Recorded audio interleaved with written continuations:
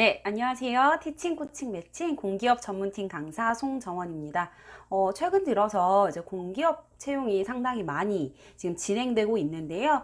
그 중에서도 제가 오늘 고른 기업은 바로 코레일입니다. 네, 코레일 채용과 관련해서 우리 오늘 한번 살펴보려고 하는데요. 만약 궁금하신 점이 있다고 한다면 댓글로 남겨주시면 성실히 답변하도록 하겠습니다. 자, 그러면 같이 코레일 분석 한번 가볼까요? 네, 코레일 2020년도 하반기 일반직 6급 채용 우리 한번 살펴볼 건데요. 채용 공고 분석에 앞서서 우리 제일 먼저 기업 정보부터 한번 확인해 보고 가도록 하겠습니다. 네, 코레일은요, 한국철도공사라는 이름을 가지고 이제 공공기관으로 구분되어져 있고요. 철도 운영의 전문성과 효율성을 높임으로써 철도 산업과 이제 국민 경제 발전에 이바지하기 위한 목적으로 설립되었습니다.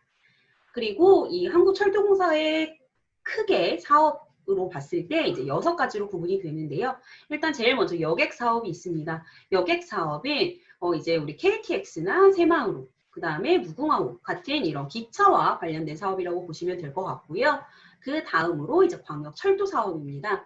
광역철도의 경우에는요, 뭐 경인선, 아니면 뭐 장항선 1호선이 있을 거고요. 그 다음에 이제 안산부터 과천까지 오고 가는 4호선을 담당하고 있고 뿐만 아니라 이제 분당선이나 경의중앙선, 경춘선 등 총 14개 노선을 담당하고 있습니다.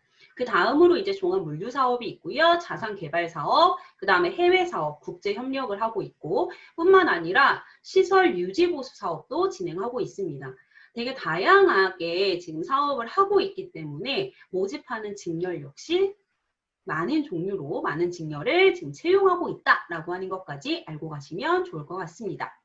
자, 그러면 이제 채용 절차 및 일정에 대해서 한번 살펴보고 가도록 하겠습니다.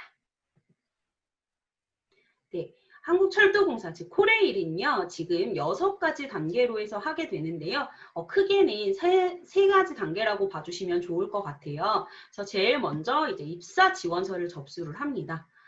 접수 기간이 9월 15일 화요일 2시부터 17일 목요일까지 진행을 하고 있고요. 역시 마찬가지로 꼭 기억하셔야 되는 거, 시간을 더 주지 않기 때문에 긴박해서 접수를 하기보다는 미리미리 접수를 하시는 게 좋겠죠. 자, 그 다음으로 이제 서류심사인데요. 서류심사는 합격자 발표. 서류심사는 합격자 발표를 하게 되는데, 합격자 발표의 경우에는 이제 2020년 9월 25일에 진행을 합니다. 근데 여기에서 중요한, 이 서류심사에서 중요한 건 뭐냐면, 배수 없이 적격자 전원이 필기시험을 시행을 해요. 그래서 뒷부분에 가서도 제가 서류심사 관련해서 말씀을 드릴 거지만, 성의 있게 자기소개서를 작성만 하고 문제없게 작성만 했다고 하면 모두 다 필기시험을 볼 수 있다라고 하는 것까지 기억해 주시면 좋겠습니다. 자, 그 다음으로 이제 필기시험을 진행을 하는데요. 필기시험은 2020년 10월 17일로 예정이 되어 있고요. 그 다음 합격자 발표가 30일에 나오고 나면 이제 면접시험 그리고 인성검사를 실시를 합니다. 자, 그런데 여기에서 중요한 게 사무 영업에서 이제 수송 분야는 실기시험이 존재해요. 그래서 이날 또 다른 날로 해서 실기시험 또 따로 준비를 하셔야 된다라고 하는 것까지 기억해 주시면 좋을 것 같고요. 여기에서 이제 합격하신 분들에 한해서 철도 적성 검사 그리고 신체 검사를 진행을 합니다. 그 이후에 이제 최종 합격에 이르게 되겠죠. 자, 그러면 이제 우리 채용 분석 한번 진행해 보도록 하겠습니다. 자, 채용 분야와 인원에 대해서 한번 볼 건데요. 크게 6가지로 구분되어 있습니다. 자, 사무영업, 운전, 차량, 토목, 건축, 전기통신 이렇게 나누어서 지금 채용을 하고 있고요. 일반 공채로 이제 일반 공채 중심으로 제가 말씀을 드릴 건데 일반 공채는 이제 940명을 지금 채용하려고 하고 있습니다. 전반적으로 코레일 같은 경우에는 한 번에 채용할 때 좀 많은 인원을 채용한다라고 하는 것도 알고 계시면 좋을 것 같아요. 그래서 사무영업에서 일반인 44명, 그다음 수송은 60명, IT는 3명 이런 식으로 해서 운전은 35명, 자동차 관련된 이 직렬이 이제 74명, 그 다음에 차량과 관련된 부분에 채용이 많다, 그리고 토목도 많다라고 하는 거, 그 다음 전기통신 분야. 지금 채용하는 인원을 살펴봤을 때 차량과 토목과 전기통신에서 이번 채용에서 인원이 상당히 많다라고 하는 것까지 알고 가시면 좋을 것 같습니다. 자, 그러면 이제 모집 지역별로 좀 볼 건데요. 이제 한국철도공사의 경우에는 지사들이 여러 개가 있어요. 그러다 보니까 이제 지역 설정을 조금 해주셔야 되는 부분이 있습니다. 자, 그래서 이제 수도권, 중부권, 충청권, 호남권, 영남권 이렇게 해서 구분해서 뽑고 있어요. 인원들을 봤을 때는 이제 수도권과 중부권이 상당히 많은 대다수의 인원을 차지하고 있다라고 하는 것까지 한번 봐주시면 좋을 것 같고요. 응시 자격은 다음과 같습니다. 공사 채용 결격 사유에 해당하지 않아야 되고요. 면접 합격자 발표일 이후부터 근무가 가능한 사람은 이제 지원할 수 있습니다. 자, 남성의 경우에는 군필 또는 면제자의 하나고요. 만약에 전역을 예정하고 있다고 하면 면접 합격자 발표일 이전인 경우에는 이제 군인으로 지원이 가능합니다. 그 다음에 만 18세 미만자 또는 정년, 만 60세 초과자는 지원을 할 수가 없고요. 수도권 운전 전동차 부분에서는 이제 철도 차량 운전면허 중에 제2종 전기 차량 운전면허 소지자에 한한다라고 하는 거 기억해 주시면 좋을 것 같고요. 여기에서 1번과 4번, 5번은 입사 지원 마감일 기준으로 했을 때 다음과 같은 부분을 꼭 체크를 해야 한다라는 부분입니다. 자, 그 다음 서류 전형인데요. 서류 전형은 배수 없이 적극자 전원 필기시험을 시행을 합니다. 자, 여기에서 중요한 얘기가 나오죠. 직무 능력 기반, 자기소개서, 불성실 기재자 또는 중복 지원, 하나만 지원을 할 수 있는데 중복을 지원해서 안 된다. 이런 부분에서 이제 서류 검증에서 불합격 처리를 하게 되는데 이때 이 불성실 기재자라고 하는 게 바로 짜깁기를 한다든지 표절을 했다라는 게 확인이 된다고 하면 서류에서 불합격을 하게 됩니다. 같이 이제 준비하던 취준생들을 종종 봤을 때 실수로 중복을 지원한다든지 아니면 이전에 썼던 걸 다시 가져와서 쓴다든지 아니면 기업명이 잘못된다든지 이런 이유로 인해서 서류에서 불합격하는 경우들도 상당히 많아요. 그렇기 때문에 자기소개서나 아니면 지원서를 작성을 하실 때 꼭 확인을 거쳐서 지원해 주시면 훨씬 좋을 것 같습니다. 자, 그 다음으로는 이제 필기시험인데요. 자, 필기시험은 이제 서류 전형 합격자에 한해서 이제 진행을 합니다. 그래서 크게 두 가지로 나뉘게 되는데요. 이제 NCS, 즉 직업기초능력평가와 직무수행능력평가라고 해서 해당 직렬에 맞는 전공시험을 이제 진행을 합니다. 그래서 일반 공채의 경우에는 이 두 가지를 같이 해서 진행을 하고요. 출제 범위는 우리 뒤에서 다시 한 번 더 보도록 하겠습니다. 문항수는 총 50문항으로 전공 25문항, 직업기초 25문항으로 이렇게 구분이 되어 있고요. 시험 시간은 60분으로 과목 간 시간 구분은 없어요. 그렇기 때문에 본인이 해결할 수 있는 문제들을 빠른 시간에 해결해 주시면 훨씬 더 좋겠죠. 시간으로 봤을 때에는 1분에 하나씩 푼다고 하면 10분이 남게 되는데 답 체크하고 이런 거 또는 계산을 하다 보면은 좀 딜레이 되는 경우들도 있으니까 필기시험을 준비하실 때에는 이제 1분에서 1분 30초 이내에 문제 해결하는 것으로 중심으로 좀 준비해 주시면 훨씬 좋을 것 같고요. 이 필기시험 같은 경우에는 채용 인원의 약 2배수 정도를 뽑고 있습니다. 자, 그러면 여기에서 이제 가장 중요한 포인트가 하나가 나오게 되는데요. 서류 전형 같은 경우에는 우리가 일정한 기준이 큰 기준이 없이 적격자에 한해서는 다 통과를 시켜줬단 말이죠. 그런데 필기시험에서 2배수만 뽑습니다. 즉 필기시험의 난이도가 상당히 높음을 알 수 있을 것 같습니다.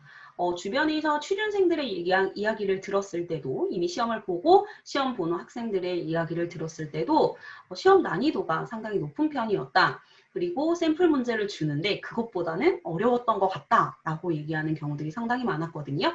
그렇기 때문에 필기시험을 좀 더 단단하게 준비해 주시면 훨씬 좋을 것 같습니다. 자, 그러면 이제 출제 범위 한번 살펴볼게요. 아까 두 가지 영역으로 구분되어져 있었고요. 직업 기초 능력 평가는 이제 의사소통, 수리, 문제 해결을 총 25문항을 출제를 합니다. 자, 세 개의 영역에서 이제 25문항이 나오기 때문에 일정한 비율로 나온다고도 볼 수 있지만 전형별로 문항수가 달라질 수 있다라고 하는 거 기억해 주시고요. 그 다음에 이제 직무 수행 능력 평가 전공인데요. 이 부분은 전공별로 상의해서 다음 페이지에 보도록 하겠습니다. 자, 여기에서 이제 중요한 것이 직무 수행 능력 평가 출제 범위인데요. 사무 영업은 이제 경영학을 전공 과목으로 해서 경영학 원론, 인사관리, 생산관리, 마케팅관리 이런 부분을 이제 출제하고요. 여기에서 재무관리와 회계학은 미포함된다. 그다음에 IT는 컴퓨터 일반으로 정보보호개론, 운영체제, 데이터통신, 데이터베이스, 소프트웨어공학, 전자계산기 이렇게 해서 지금 전공 과목을 출제하고 있고요. 기계 일반에서는 이제 차량기계, 연력학, 그 다음에 유체역학, 재료역학, 기계재료, 기계설계. 그다음 전기 일반에서는 전기자기학, 회로이론, 제어공학, 전력공학, 전기기기.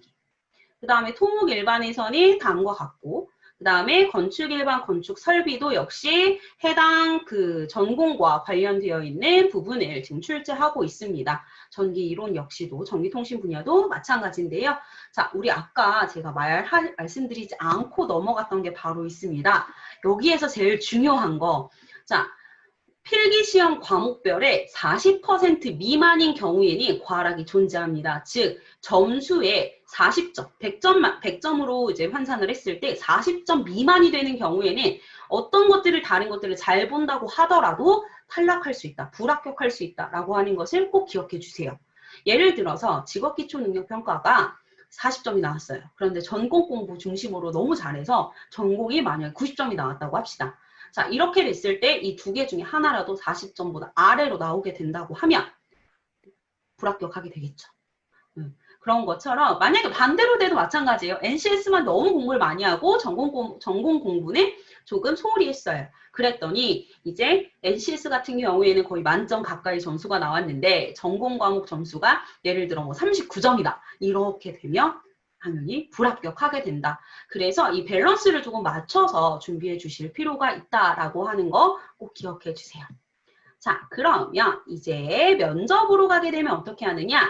면접에서는요, 일반 필기 합격자를 대상으로 하고 경험과 직무 상황 면접을 진행을 합니다. 자, 경험은요, 말 그대로 과거에 뭐 한 경험이 있나요? 뭐 어려움을 이겨낸 경험이 있나요? 뭐 이런 것들을 물어보는 케이스라고 보시면 되고요. 직무 상황 면접은 뭐 직장, 우리가 이제 해당 직렬에서 근무를 했을 때 생길 수 있는 이런 부분들에 대해서 이야기를 하고 있습니다. 자, 그래서 이 면접 전형에서는 신입사원으로서의 자세와 열정 및 마인드, 그리고 직무 능력 등을 종합적으로 평가하고 있고요. 그 다음으로 이제 인성검사입니다. 인성검사는 인성을 확인하는 검사겠죠. 그래서 성격적 특성에 대한 검사를 필기로 보는데 여기에서는 적격과 부적격을 판단하게 됩니다. 자, 역시 마찬가지로 인성검사에서 만약에 부적격이 나왔다라고 한다고 하면 면접시험 결과와 상관없이 불합격 처리가 된다라고 하는 것도 기억해 주세요. 그렇기 때문에 기업에서 원하는 인재상이 무엇인지, 그 다음에 미션이 무엇인지, 아니면 뭐 비전이 무엇인지 이런 것들의 기준이 정해져 있어요. 이 부분들은 우리 뒤에 직무기술서를 파악하면서 한 번 더 보도록 하겠습니다. 네. 자, 그러면 이제 실기시험인데요. 실기시험은 전체 다 진행하는 거는 아니고요. 사무, 영업, 수송 분야에서 진행을 합니다. 그래서 면접과 실기시험이 50대 50으로 들어갑니다.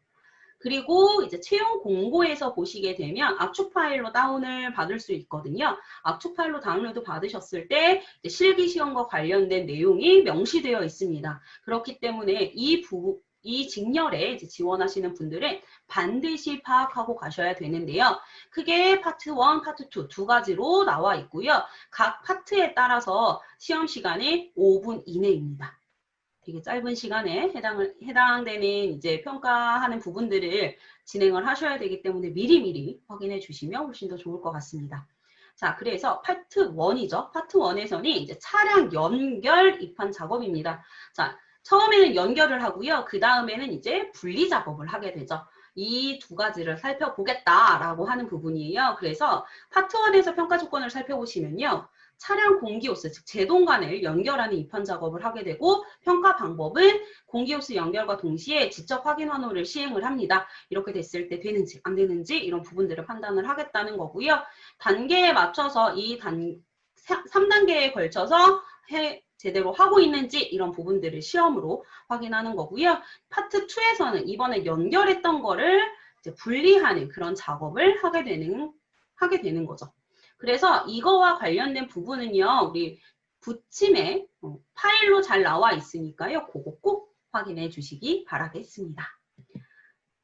부침 2예요, 부침 2. 그래서 요거 꼭 확인해 주세요. 네. 요렇게 우리가 지금 확인을 해봤고요. 그 다음에 이제 우대사항인데요. 우대사항은 크게 4가지로 구분되어져 있습니다.